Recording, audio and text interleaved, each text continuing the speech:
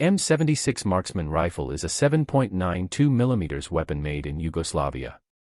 In appearance it resembles an AK-47 and it is assembled in the same way. This example is in use with the Croatian army in 1992.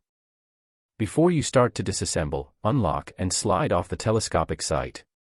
Before continuing, remove the magazine and check the rifle isn't loaded. Then, push in the button at the back and remove the receiver cover. Pull out the return mechanism, then remove the operating rod and bolt body. Turn the bolt body to extract it. If you need to remove the gas tube, lift up the locking lever and slide out the tube.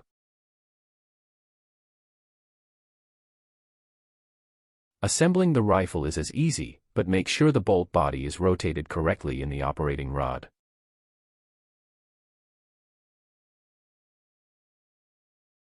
Make sure the return mechanism is seated correctly. Also make sure the cover is fitted properly and the button is fully out.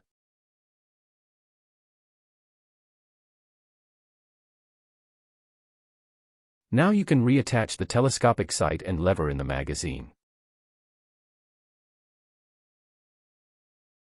As you see, it only takes a few seconds to reassemble this uncomplicated rifle.